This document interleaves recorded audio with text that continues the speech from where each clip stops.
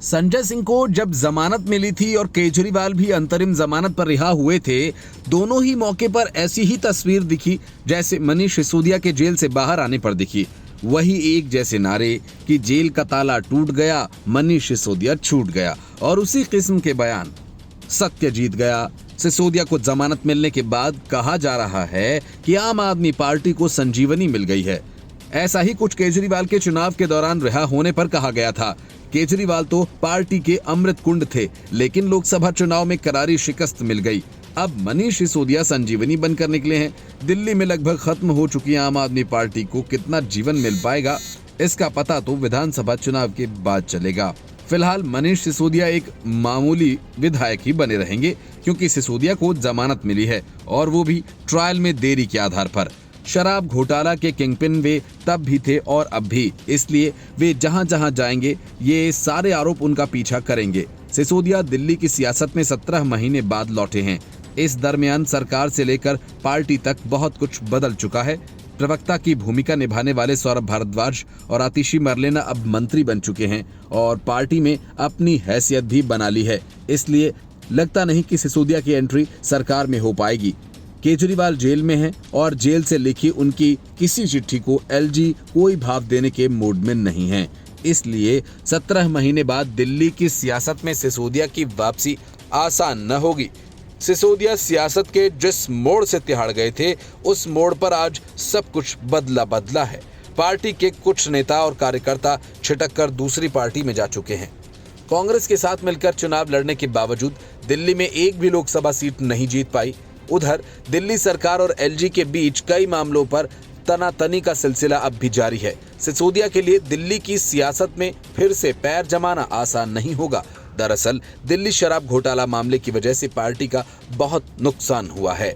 दिल्ली वालों के सामने आम आदमी पार्टी की छवि भ्रष्टाचारी पार्टी की बन चुकी है। जिस स्कूल की कहानी जेल से निकलकर सिसोदिया सबको सुना रहे हैं, उसकी हकीकत सब जान चुके हैं। बारिश के बाद जिस तरह से दिल्ली में गंभीर हादसे हुए, खासकर 3 छात्रों का बेसमेंट में डूबकर मर जाना, उससे भी पार्टी की छवि को नुकसान पहुंचा है। सिसोदिया के सामने नए सिरे से पार्टी की छवि को दुरुस्त करने की चुनौती होगी। दिल्ली विधानसभा चुनाव में मनीष सिसोदिया का इस्तेमाल पार्टी करेगी या नहीं, इस पर भी संशय है। जेल जाने से पहले दिल्ली के डिप्टी सीएम रहे मनीष सिसोदिया अब सिर्फ एक विधायक रहे हैं। हालांकि सिसोदिया के सचिवालय जाने पर रोक नहीं लगी है। जेल में होने के बावजूद केजरीवाल अब भी दिल्ली के मुख्यमंत्री बने हैं, लेकिन मनीष सिसोदिया डिप्टी सीएम नहीं हैं। अब उनका रुतबा पहले ही की तरह नहीं। जेल से आने के बाद सिसोदिया फिर से डिप्टी सीएम बनेंगे, ऐसा फिलहाल संभव नहीं नजर आ रहा। अगर अरविंद केजरीवाल सीएम पद से इस्तीफा देते हैं तो सिसोदिया का कुछ भला हो पाएगा। मनीष सिसोदिया को सीबीआई और ईडी ने दिल्ली शराब घोटाला मामले में मुख्य आरोपी बनाया है। ऐसे में सिसोदिया की साफ सुथरी नेता वाली छवि दिल्ली की जनता के बीच पहले ही की तरह बरकरार रहेगी। ये सवाल राजनीतिक गलियारों में चर्चा का विषय है। दिल्ली शराब घोटाला के बाद आप बुरी तरह से संकट में फंस गई है। एक तरफ कानूनी लड़ाई और दूसरी तरफ बीजेपी जैसी पार्टी के हमले। सिसोदिया अब जेल से बाहर आ गए हैं, लेकिन उनकी गैर हाजिरी में जिस तरह से पार्टी में अन्य नेताओं का कद बढ़ा, उसके सामने सिसोदिया की कितनी चल पाएगी, अभी ये तस्वीर साफ नहीं है।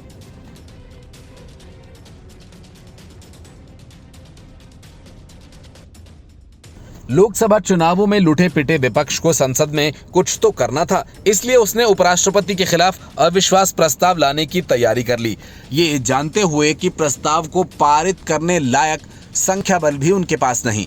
इस अविश्वास प्रस्ताव लाने के लिए उन्होंने एक बहाना भी खोज लिया, जया बच्चन का।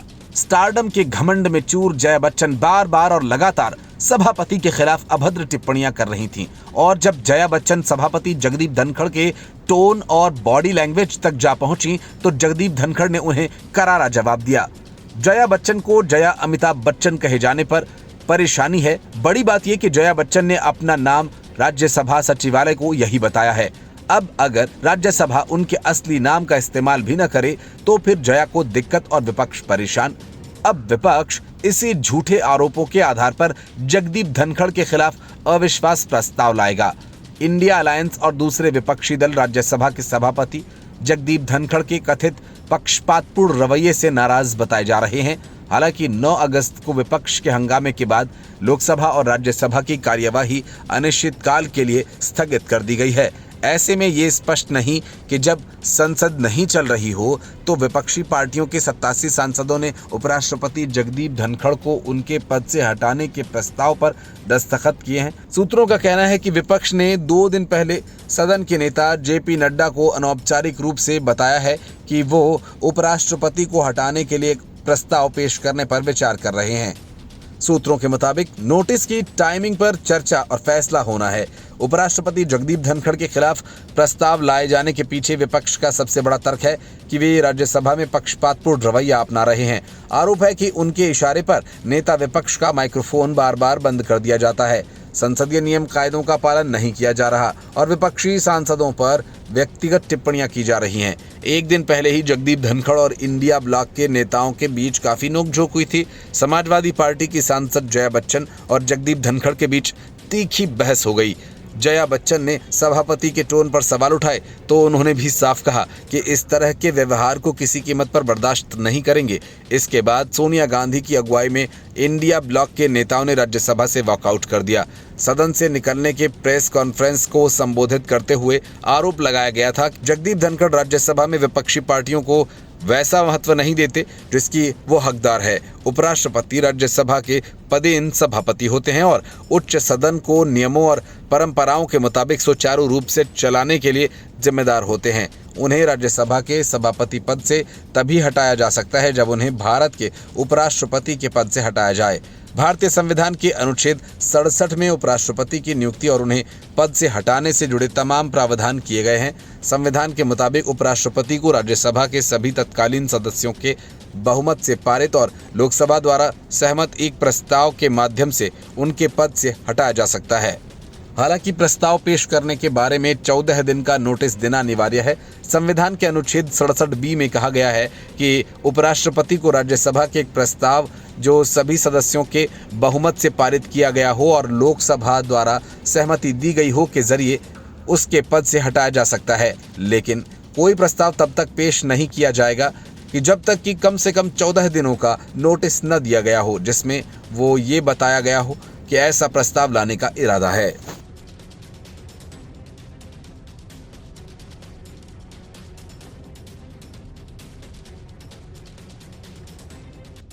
ये बात अब सबकी समझ में आ गई है कि सलमान खुर्शीद, मणिशंकर अय्यर जैसे कांग्रेस के नेता देश में बांग्लादेश जैसे हालात की बात क्यों कर रहे हैं। वजह राहुल गांधी हैं, जिनको लेकर बांग्लादेश की मीडिया में बड़ा खुलासा हुआ। अपनी लंदन यात्रा के दौरान राहुल गांधी खालिदा जिया के भगोड़े बेटे तारिक रहमान से मुलाकात करने पहुंचे और दोनों के बीच बांग्लादेश में हुए तख्तापलट को लेकर बातचीत हुई थी। मतलब साफ है कि राहुल गांधी को पहले से ही सब पता था बांग्लादेश में क्या होने वाला है। खालिदा जिया के जेल में रहने के दौरान तारिक रहमान को बांग्लादेश नेशनलिस्ट पार्टी यानी BNP का कार्यवाहक अध्यक्ष बनाया गया था। राहुल गांधी और तारिक रहमान पर यह आरोप बांग्लादेश के एक वरिष्ठ पत्रकार ने लगाया। एक बांग्लादेशी समाचार पत्र के संपादक सलाहुद्दीन शोएब चौधरी ने रिपब्लिक टीवी के एक शो में दावा किया कि चौधरी ने डिबेट के दौरान कहा कि लंदन में हुई राहुल और तारिक की यह गुप्त बैठक बांग्लादेश में शेख हसीना की सरकार को उखाड़ फेंकने के लिए अमेरिकी खुफिया एजेंसी CIA और पाकिस्तान की खुफिया एजेंसी ISI की एक बड़ी साजिश का हिस्सा है। सलाहुद्दीन शोएब चौधरी ने दावा किया कि तारिक रहमान के साथ हुई उस बैठक में राहुल गांधी ने इस बात के लिए अपनी सहमति दी जो आज बांग्लादेश में देखने को मिल रहा है, यानी शेख हसीना को हटाने के लिए दोनों के बीच सहमति बनी। सलाहुद्दीन शोएब चौधरी ने आगे कहा कि बांग्लादेश पर तालिबान ने कब्जा कर लिया है और हिंदुओं का नरसंहार हो रहा है। बांग्लादेश के वरिष्ठ पत्रकार के इस दावे पर भाजपा ने कांग्रेस पर हमला बोला। भाजपा के अमित मालवीय ने कहा कि ये गंभीर मामला है। राहुल गांधी से सवाल किया। RP सिंह ने सोशल मीडिया साइट X पर लिखा कि राहुल गांधी को लंदन में BNP के तारिक रहमान के साथ अपनी बैठक के बारे में स्पष्ट करना चाहिए। क्या उन्होंने बांग्लादेश में तख्तापलट और हिंदुओं के नरसंहार को आगे बढ़ाने का आदेश दिया था? ये जानकारी बांग्लादेश में बैठे ब्लिट्स के संपादक सलाहुद्दीन चौधरी ने साझा की। सलाहुद्दीन शोएब चौधरी ने इससे पहले एक लेख लिखा था जिसमें उन्होंने बांग्लादेश में तख्तापलट को लेकर नई गंभीर मुद्दों का खुलासा किया था। उन्होंने कहा था कि शेख हसीना सरकार का तख्तापलट के लिए छात्रों को आगे करने वाली खालिदा जिया की पार्टी आतंकी संगठन अल-कायदा से जुड़ी है। उन्होंने ये भी लिखा था कि तारिक रहमान इस्लामी आतंकवादी और सजा याफ्ता है। वो साल 2007 से बांग्लादेश से फरार है और ब्रिटेन में रह रहा है। उन्होंने कहा कि तारिक रहमान ने शेख हसीना सरकार के खिलाफ प्रोपेगेंडा फैलाने के लिए डेविड बर्गमैन और जॉन डेनिलोविच के जैसे पूर्व अमेरिकी राजनयिकों को लगाया था। तारिक रहमान का जन्म 20 नवंबर 1967 को बांग्लादेश की राजधानी ढाका में हुआ। वहां बांग्लादेश की पहली महिला पीएम रही खालिदा जिया और बांग्लादेश के 7वें राष्ट्रपति रहे जियाउर रहमान के बेटे हैं। उनकी मां खालिदा जिया इसके पहले वाली सरकार में एक राजनीतिक कैदी थीं। हाल ही में बांग्लादेश की सेना द्वारा देश में तख्तापलट के बाद वो जेल से रिहा हुई हैं।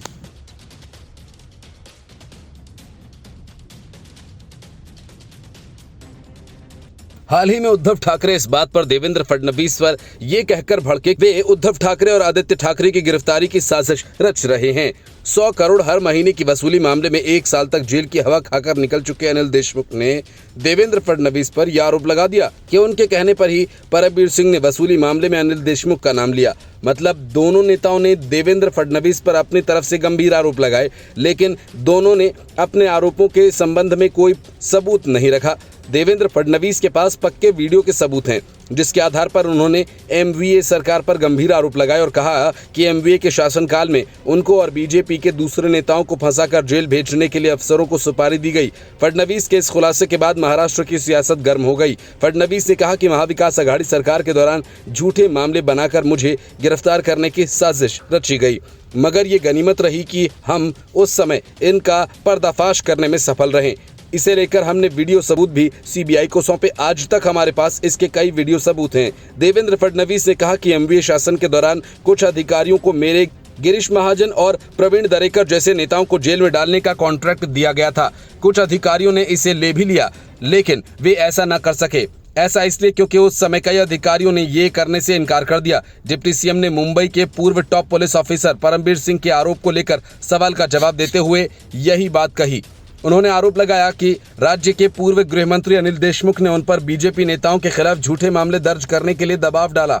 उप मुख्यमंत्री देवेंद्र फडणवीस ने कहा कि परमबीर सिंह मुझे और दूसरे भाजपा नेताओं को गिरफ्तार करने की कोशिशों पर जो कहा वो पूरी तरह से सच है। उन्होंने तो केवल एक ही घटना के बारे में बात की, मगर ऐसी 4 घटनाएं हैं जिन्होंने मुझे झूठे मामलों में गिरफ्तार करने की साजिश रची।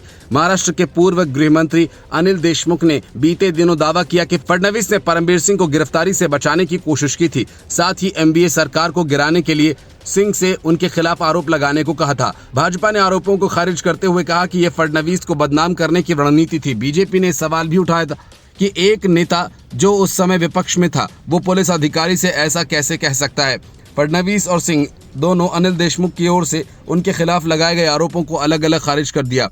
देशमुख के दावों के बारे में पूछे जाने पर उप मुख्यमंत्री फडणवीस ने कहा कि झूठ बोले कौवा काटे काले कौवे से डरियो। सिंह ने आरोप लगाया था कि देशमुख ने गृहमंत्री के तौर पर अपने कार्यकाल के दौरान पुलिस अधिकारियों से बार और रेस्तरां से हर माह 100 करोड़ रुपए वसूलने को कहा था। इस आरोप के मद्देनजर देशमुख ने 2021 में गृहमंत्री के पद से इस्तीफा दे दिया था।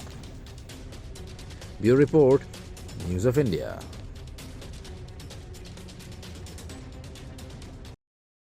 उद्धव ठाकरे 3 दिन तक दिल्ली में डेरा डाले रहे ताकि कांग्रेस उन्हें सीएम कैंडिडेट के रूप में प्रोजेक्ट करने को तैयार हो जाए, लेकिन इस पर न सोनिया गांधी तैयार हुई न राहुल गांधी राजी हुए।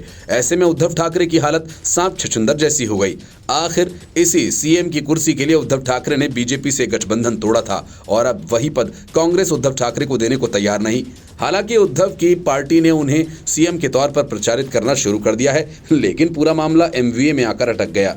मल्लिकार्जुन खड़गे शरद पवार से उद्धव ठाकरे की मुलाकात के दौरान सीटों के बंटवारे पर प्रारंभिक चर्चा हो गई है।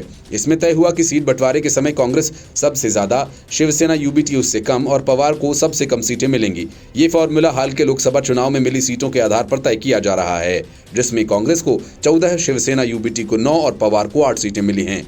लेकिन मामला सीट बंटवारे से बड़ा मुख्यमंत्री पद के चेहरे का है। शिवसेना यूबीटी के प्रवक्ता संजय राउत का कहना है कि बिना मुख्यमंत्री पद का चेहरा घोषित किए चुनाव में उतरना घातक होगा। वे चाहते हैं कि 2019 में महाविकास आघाड़ी का गठन होने के बाद जिस तरह उद्धव ठाकरे को मुख्यमंत्री पद का दावेदार माना गया था और 2.5 साल उनके नेतृत्व में ही सरकार चली, उसी प्रकार अब विधानसभा भी उनके नेतृत्व में ही लड़ा जाना चाहिए। वो तर्क देते हैं कि केंद्र में कांग्रेस के नेता राहुल गांधी और महाराष्ट्र में उद्धव ठाकरे ही दो ऐसे नेता थे जो लोकसभा चुनाव के दौरान प्रधानमंत्री नरेंद्र मोदी और गृहमंत्री अमित शाह के विरुद्ध खुलकर बोलते रहे। चूंकि केंद्र की राजनीति में शिवसेना यूबीटी प्रधानमंत्री पद के लिए राहुल गांधी का समर्थन करती रही है, इसलिए वह अपेक्षा करती है कि महाराष्ट्र में मुख्यमंत्री पद के लिए कांग्रेस भी उद्धव ठाकरे का समर्थन करे। लोकसभा चुनाव में सबसे ज्यादा सीटें लेकर आने वाली कांग्रेस संजय राउत के इस तर्क से सहमत नहीं। पृथ्वीराज चौहान ने साफ कर दिया कि जब हम चुनाव में उतरते हैं तो किसी का चेहरा पेश नहीं करते, किसी को मुख्यमंत्री पद के चेहरे के रूप में पेश करने की जरूरत भी नहीं, क्योंकि हम महाविकास अघाड़ी के घोषणा पत्र को सामने रखकर चुनाव लड़ेंगे। ऐसी परंपरा रही है कि चुनाव में जिसकी सीटें ज्यादा आती हैं उसका मुख्यमंत्री बनता है। पृथ्वीराज चौहान 1995 में बनी शिवसेना भाजपा और 1999 में बनी कांग्रेस राष्ट्रीय कम्युनिस्ट पार्टी की सरकारों के फार्मूलों को याद करते हुए ही ये बात कह रहे हैं। कांग्रेस को उम्मीद है कि जैसे लोकसभा चुनाव में उनकी सीटें अपने दोनों सहयोगी दलों से ज्यादा आईं, उसी तरह मिलकर लड़े तो विधानसभा चुनाव में भी उसी की सीटें ज्यादा आएंगी। ऐसी स्थिति में वे अभी से मुख्यमंत्री पद पर अपना दावा छोड़ने की स्थिति पैदा नहीं करना चाहती। दूसरी ओर अध्यक्ष जयंत पाटिल मुख्यमंत्री पद के चेहरे के सवाल को ही ये कहकर टाल जाते हैं कि पहले भाजपा नीति गठबंधन महायुति से पूछिए कि उनका मुख्यमंत्री पद का चेहरा कौन होगा। 2019 में जब शिवसेना ने भाजपा का साथ छोड़कर कांग्रेस राष्ट्रीय कम्युनिस्ट पार्टी के साथ आने का फैसला किया था तो शरद पवार ने बिना शर्त उद्धव ठाकरे को पूरे 5 साल के लिए मुख्यमंत्री बनाने की सिफारिश कांग्रेस से की थी। तब उनका कहना था कि ऐसा करके ही तीनों दलों को स्थिर करके सरकार दी जा सकती है। शिवसेना यूबीटी को उम्मीद है कि इस बार भी शरद पवार कांग्रेस पर दबाव डालकर उद्धव ठाकरे को मुख्यमंत्री के दावेदार के रूप में पेश करने के लिए मना लेंगे। Bureau report, news of India.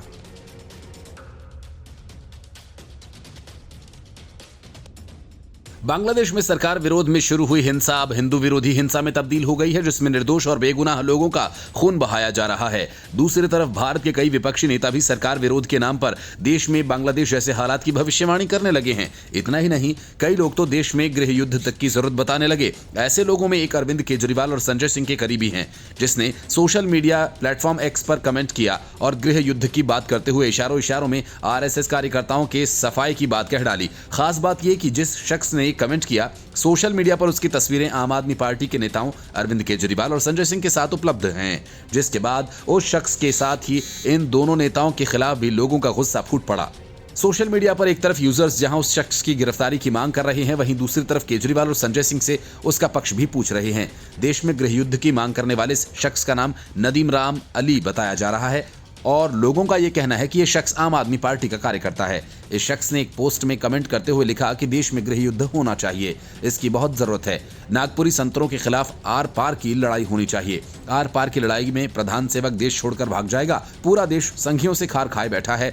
हालांकि केजरीवाल और संजय सिंह के साथ इस शख्स की जो तस्वीर है वो कुछ साल पुरानी है, लेकिन बांग्लादेश से शेख हसीना के निकलने के बाद संजय सिंह ने जो कहा था उस शख्स के विचारों से मेल खाता है। तब संजय सिंह ने कहा था कि तानाशाहों का अंत ऐसे ही होता है, और इसके बाद लोग गृह युद्ध की मांग वाले कमेंट पर आम आदमी पार्टी के इन दोनों नेताओं को कटघरे में खड़ा करते हुए निशाना बना रहे हैं। इस शख्स का कमेंट शेयर करते हुए एक यूजर ने लिखा कि केजरीवाल की पार्टी क्या देश में गृह युद्ध करवाना चाहती है। इस यूजर ने इससे पहले भी समय समय पर नदीम राम अली की तरफ से गृह युद्ध को लेकर की गई टिप्पणियों को शेयर किया। शख्स के कमेंट पर भड़के कि दूसरे यूजर ने लिखा कि एक दंगाई ताहिर था और एक दंगाई नदीम है, इस बार ये देश में गृह युद्ध चाहता है। इसके अगल और बगल संजय सिंह और अरविंद केजरीवाल जैसे लोगों की शय है, तो अब मानसिकता भी तो वही चलेगी। वहीं संजय सिंह अरविंद केजरीवाल इस आतंकी मानसिकता वाले के बचाव में आओ अब तक चुप क्यों हो नदीम के इस कमेंट पर दिल्ली भाजपा महिला मोर्चा के प्रदेश महासचिव ने वैशाली पोद्दार ने लिखा कि इसमें कोई आश्चर्य नहीं कि भारत में गृह युद्ध की चाहत रखने वाला केजरीवाल जी का चेला है। एक अन्य यूजर ने लिखा कि अपराधी मानसिकता वाले संजय सिंह को जो खुशबू हिंदुस्तान की लगती है वो देश में गृह युद्ध देखना चाहते हैं।